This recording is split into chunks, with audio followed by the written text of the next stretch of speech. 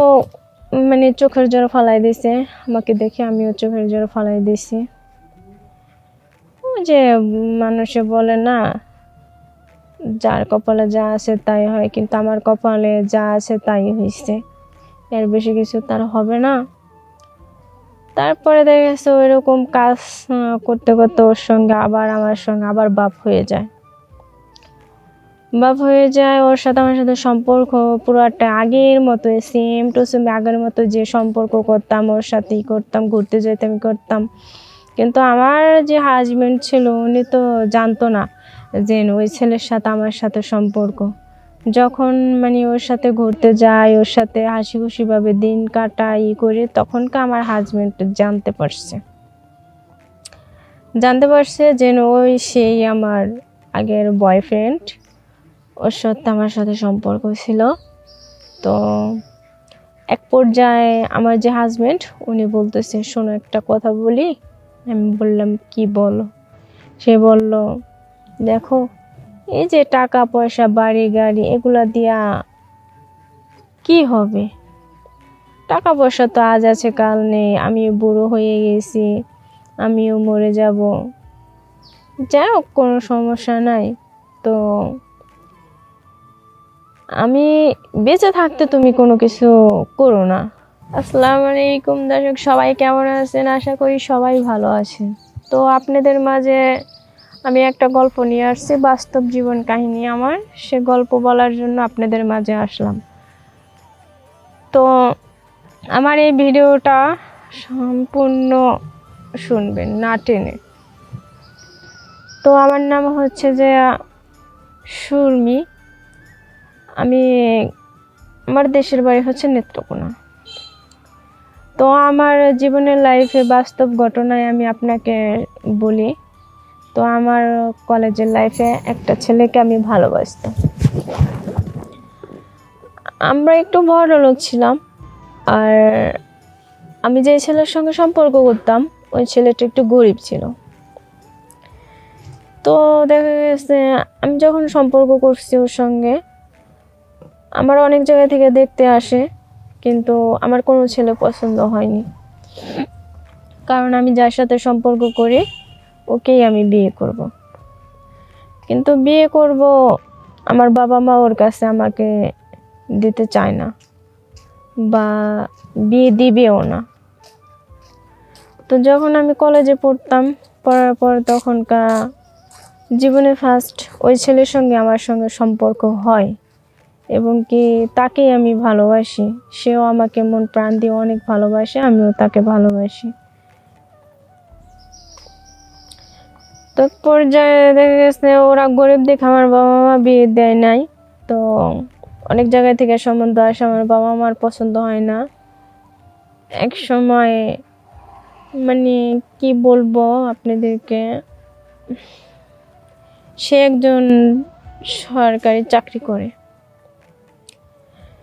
এই সময় আমার একটা বিয়ের ঘর আসে, সেই ছেলেটা সরকারি চাকরি করে। তো ওই ছেলের সঙ্গে আমার সঙ্গে বিয়ে ঠিক হয়। ঠিক হওয়ার পর আমার বাবা মা তার সঙ্গে বিয়ে দেওয়ার পরে তারপরে 15 বছর পর, বিয়ের 15 বছর পর ঠিক আছে, তারা তো অনেক বড় লোক, অনেক জায়গা জমি ধন সম্পদ অভাব নাই। বিয়ের 15 বছর আমাদের কেটে যায়। এখন এগুলা তো, সে তো বুড়ো হয়ে গেছে 15 বছর পরে, আমি তো এখন একটা ইং বয়সের মেয়ে। এখন তারে বললাম যে দেখো, তোমার তো বয়স হয়ে যাইতেছে, তুমি একটা কাজ করো, একটা কাজের লোক রাখো। পরে বলল যে হ্যাঁ ঠিকই তো বলছো, যে কাজের একটা তো লোক রাখতেই হয়, কাজের লোক যদি না রাখি তাহলে তো কিছু করা যায় না। বললাম হ্যাঁ ঠিক আছে, তাহলে একটা কাজের লোক রাখো, কোনো সমস্যা নেই। সে কাজের লোকের জন্য একজনের কাছে খোঁজ লওয়ার পরে তারপরে সেই কাজের লোকটাকে আনলো আমাদের বাসায় 15 বছর পরে। বাসায় আনলো, আনার পর মানে আমার হাজবেন্ড আমাকে ডাকতেছে যে মানে ওনাকে আমার সঙ্গে পরিচয় করাই দিবে, ওনাকে খাবার দিতে হবে। সেই সময় আমাকে ডাকছে, ডাকার পরে এখন মানে আমি ওর সামনে গেছি, ছেলেটার সামনে গেছি। ছেলেটার সামনে গেছি, যা দেখি ও আমার আগের বয়ফ্রেন্ড, 15 বছর আগের বয়ফ্রেন্ড আমার। সেও দেখে আমাকে চমকে যায়, আমিও দেখে তাকে চমকে যাই। তারপরে যাই হোক, সমস্যা নাই। ও মানে চোখের জল ফলাই দিছে আমাকে দেখে, আমিও চোখের জল ফলাই দিছি। যে মানুষে বলে না, যার কপালে যা আছে তাই হয়, কিন্তু আমার কপালে যা আছে তাই হয়েছে, এর বেশি কিছু তার হবে না। তারপরে দেখা গেছে ওইরকম কাজ করতে করতে ওর সঙ্গে আবার আমার সঙ্গে আবার বাপ হয়ে যায়। ওর সাথে আমার সাথে সম্পর্ক পুরোটা আগের মতো, সেম টু সেম আগের মতো যে সম্পর্ক করতাম, ওর সাথেই করতাম, ঘুরতে যেতাম করতাম। কিন্তু আমার যে হাজবেন্ড ছিল উনি তো জানতো না যে ওই ছেলের সাথে আমার সাথে সম্পর্ক। যখন মানে ওর সাথে ঘুরতে যাই, ওর সাথে হাসি খুশিভাবে দিন কাটাই করি, তখনকার আমার হাজবেন্ড জানতে পারছে যে ওই সেই আমার আগের বয়ফ্রেন্ড, ওর সাথে আমার সাথে সম্পর্ক ছিল। তো এক পর্যায়ে আমার যে হাজবেন্ড উনি বলতেছে, শোনো একটা কথা বলি। আমি বললাম, কি বলো? সে বলল, দেখো এই যে টাকা পয়সা বাড়ি গাড়ি এগুলা দিয়া কি হবে? টাকা পয়সা তো আজ আছে কাল নেই, আমি বুড়ো হয়ে গেছি, আমিও মরে যাব, যাই হোক কোনো সমস্যা নাই। তো আমি বেঁচে থাকতে তুমি কোনো কিছু করো না, কারণ সেটা আমি সহ্য করতে পারবো না।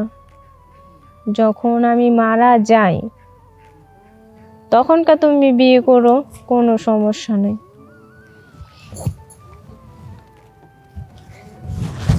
ঠিক আছে? সে বলল যে যখন আমি মারা যাই তখনকার তুমি বিয়ে করো। আমি বললাম, হ্যাঁ ঠিক আছে, কোনো সমস্যা নেই, আমি তুমি বেঁচে থাকতে কোনো কিছু করব না, আর তুমি ওটা নিয়ে টেনশন করো না, আর আমি কখনো এরকম কোনো কাজ করব না তোমার যাতে মান সম্মান চলে যায় বা হয়ে যায়, সেটা যেন না হয়। কারণ আমার হাজবেন্ড বলতো না, ওই যে আমার আগের যে বয়ফ্রেন্ড ছিল ওনার সঙ্গে আমার সঙ্গে রিলেশন দেখে এজন্য আমাকে বলছে। তারপরে যাই হোক, দেখা গেছে এখন সেও মনে করেন আস্তে আস্তে অনেক বুড়ো হয়ে গেছে। বুড়ো হয়ে যাওয়ার পরে তারপরে তার অনেক অসুস্থ হয়ে পড়ছে। সে অসুস্থ হয়ে পড়ছে, অসুস্থ হয়ে পড়ে তারা অনেক ডাক্তার ফকির যাই হোক দেখালাম। দেখানোর পরে উনি কোনো মতেই মানে সুস্থ হইতেছে না। সুস্থ হওয়ার না কারণে সে মারা গেল, আমার হাজবেন্ড মারা গেল। মারা যাওয়ার পরে তারপর আমার আগের যে বয়ফ্রেন্ড ছিল ওনার সঙ্গে আমার বাবা মা বিয়ে দিল। তারপর বিয়ে দেওয়ার পর তারপরে মানে আমি তখন আমার বাবা মাকে বললাম, শোনো, ভালোবাসা এমন একটা জিনিস, ধনী আর গরিব নেই, ভালোবাসা তো ভালোবাসাই। কিছু মানুষ আছে টাকা পয়সা চায়, কিছু মানুষ আছে সুন্দর একটা মন ভালোবাসা খুঁজে। আমি তো টাকা পয়সা চাইনি, আমি চাইছিলাম একটু ভালোবাসা। তোমরা এই বয়স্ক একটা বেটার সাথে আমার সাথে বিয়ে দিলা, তারপরে বড় লোক দেখে বিয়ে দিলা। কই আজকে সে তো আমার কাছ থেকে অনেক দূরে, আজকে তো আমি আরেকজনকে নিয়ে এখন তো ঘর সংসার করতে পারছি।